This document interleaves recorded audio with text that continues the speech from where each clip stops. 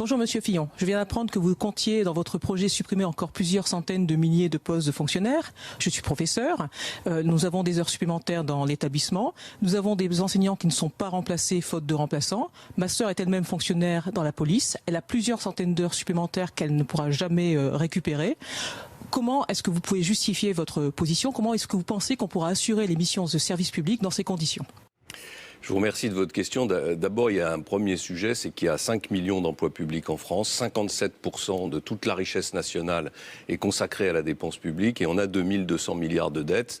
Quand j'ai été élu député il y a quelques années, c'est vrai, la dette française c'était 17% de toute la richesse nationale. Aujourd'hui, c'est 100%. Donc c'est intenable. Donc je vous le dis, quels que soient les gouvernements, quelles que soient les majorités, il va y avoir une heure de vérité. Et cette heure de vérité, elle peut être très brutale. C'est-à-dire qu'à la minute où tous ceux qui financent les dépenses de fonctionnement de la France en nous prêtant de l'argent, puisqu'une partie des salaires des fonctionnaires est financée par des emprunts sur 5 ans, sur 10 ans, le jour où ces gens qui nous prêtent de l'argent se rendront compte qu'on est dans une situation de quasi-faillite, ce que j'ai déjà dit, eh bien, ils vont cesser de nous le prêter et ça va être une catastrophe. Donc, de toute façon, il faudra réduire le nombre d'emplois publics. La répartition des missions régaliennes. Alors, comment est-ce qu'on peut le faire? La première chose que je propose, c'est que tout le monde travaille un peu plus. Voilà. Je vous rappelle qu'en 2000, on travaillait 39 heures dans la fonction publique.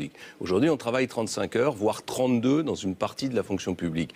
Si on pouvait se le payer, pourquoi pas, c'est formidable, mais ça n'est pas possible. Donc ce que je demande, c'est déjà qu'on augmente un peu le temps de travail dans la fonction publique. La deuxième chose que je propose, c'est qu'on réduise un certain nombre de missions. Alors évidemment, pas celle de l'éducation, pas celle de la justice, pas celle de la santé, mais il y a des missions qui peuvent être réduites. Il y a aujourd'hui une bureaucratie qui s'est installée et que les Français ressentent dans leur vie quotidienne comme une espèce de pression, quoi. Ils ont l'impression d'être totalement enfermés dans des règles et dans des contrôles.